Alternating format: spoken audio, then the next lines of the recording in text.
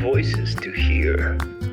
Hello, welcome to Voice to Hear. I'm Lilou. And I'm Ania. Today we're here to explore Japanese culture and how it fits into life in Macedonia. We're here with Jan. Hello. Hello. He's 24 years old and currently works as a programmer. He's part of Japan at NK, a cultural organization that has the goal of attaining the culture in Macedonian through Japanese culture. So hello, Jan. Hello again. So let's start from the beginning. What was your first experience or memory related to Japanese culture? How did you get into this topic? So firstly, as a lot of young people probably, I got into Japanese culture through anime. So I was watching like cartoons that I didn't even know that were anime since I was a little kid, like Pokemon and stuff. And then when I got to like 12 or 14 years old, through the internet, I found out like shows like Naruto and Bleach. And from there, it was just a rabbit hole. And then I got invested to the culture. I learned about the traditional stuff, the music, the technology, and it seemed really fun. And later down the road, like when I was, I think, 22, I heard that Japan at Maka was like, the organization bloomed again. They started doing the first Japanese festival here in Macedonia, and I wanted to be a part of it. So I approached them, and through a few events, I became a part of the organization, and it is what it is now.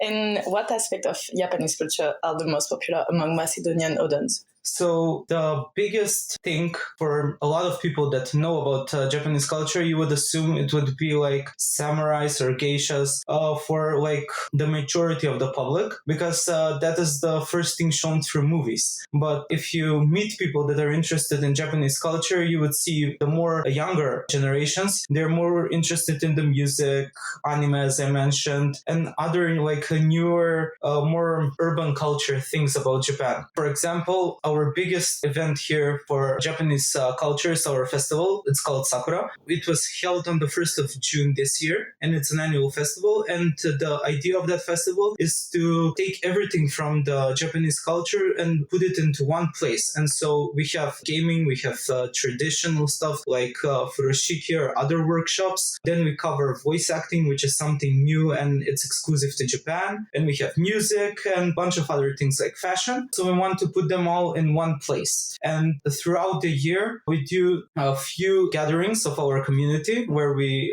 for example, watch anime movies, and the other bigger like events that are really popular with Macedonian audience, with the younger generations, are one event that we call Bez Pauza, which means like no pause. And it's a gaming event, which is going to happen again until the end of the year. And also a cyberpunk party, which is made in a Japanese way. And finally, our Halloween parties, so where people cosplay, and it's really fun. I've heard that people in Macedonia like to dress up, so I assume that cosplay is quite popular, maybe? Yeah, it's quite popular. Our Halloween event this year, which happened like a few days ago, I think it had like 1,000 people. It was massive. It was like our biggest, smaller type of event outside of the festival, and it was really fun. A lot of people came in crazy cosplay. When we saw, we couldn't even believe our eyes. Okay, so why do you think Japanese culture resonates with people in Macedonia? I think it's because of the similarities and both the opposite, the things that the Macedonian people don't have like in their culture. So first I'm going to start with the similarities.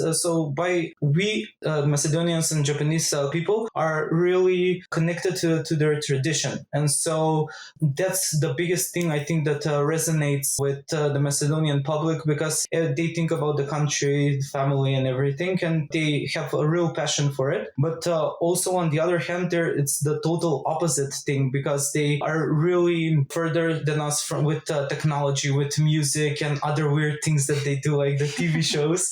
So yeah, those things like connect a lot with people, and that's why I think not only in Macedonia, but like in the whole world, people like see Japan. It's something really interesting. Did you notice like any stereotype or, I don't know, misconception people have about Japan and that you would like to clarify here, maybe? I think the first misconception that's really funny to me is like a lot of Macedonian people think that Japanese people know them, like the country. And it's not really the case. There are some individuals from Japan who come to Macedonia and really have a good time here. And they like frequently come and have concerts or have other events. But like the majority of Japan, like they don't even know about about us. And that's fine.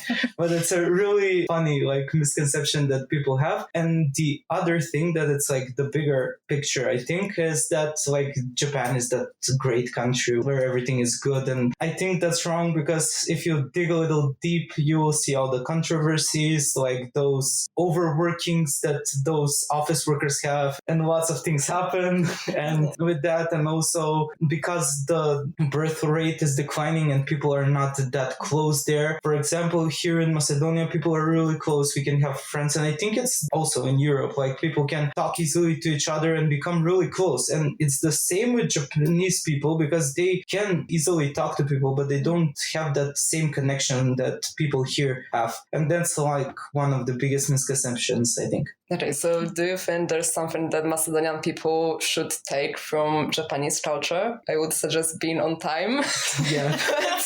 Maybe you have other ideas. Yes, one thing that we always strive to do in our organization is start everything on time, or be like 10 minutes before, because it's really a weird phenomena here that people are always late for everything. And it was really funny. For example, at our festival, we always start like at the right time, and people come like 30 minutes later and they're like, we missed the opening, and we're like, yeah, it's in the schedule. And yeah, so that's the first thing, like being on time, keeping your word. It's other like big thing, because when we work with the Japanese people that are here, like we say we're gonna do this, and it's gonna be then like 6 months from now. And they keep their word, and it's exactly to the dot, everything that we said. And like with Macedonian people, you need to talk like 30 times to do something. Yeah, so that's the first thing. The other thing is, I think, the humbleness of the Japanese people. They're really humble people. They don't want to stand out, and that's like a problem here. I think it's been like in the past few decades, I think people try to like overshadow everything, like they, for example, their community did, and they want to put themselves on top, but they're part of the community, and the community helped them to a certain degree to get to the place they are today. So I think that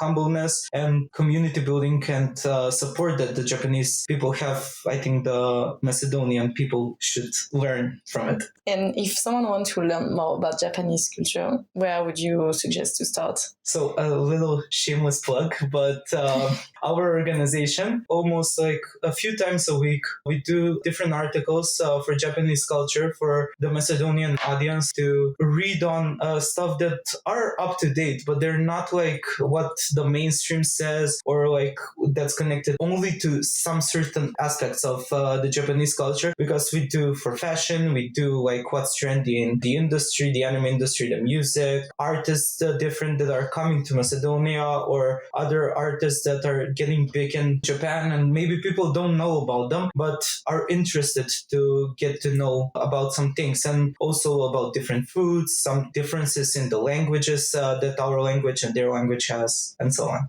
Okay. Maybe there's something you want to add. I want to say that, as I mentioned before, we're going to have like 2 more events until the end of the year. The first is going to be on the 23rd of November. We're going to do a little bit like of a community gathering. We're going to watch a new movie about mangakas, which are the people who draw the manga, and how their life revolves around their work. And at the end of the year, on the 22nd of December, I think, we will have another iteration of Bez Pauza, that not pause gaming event, where we want to bring the different types of gaming culture from Japan to the Macedonian public. Okay, thank you, Jan, for answering and your time. Thank you for calling me. Yeah, of course, it was a real pleasure. And thank you, everyone, for listening. We hope you, our listener, learned something new today on Japanese and Macedonian culture. So see you at the next Japanese Culture event in Skopje, and in the meantime, join us on the future Voices to Hear podcast episodes. Bye! Voices to Hear.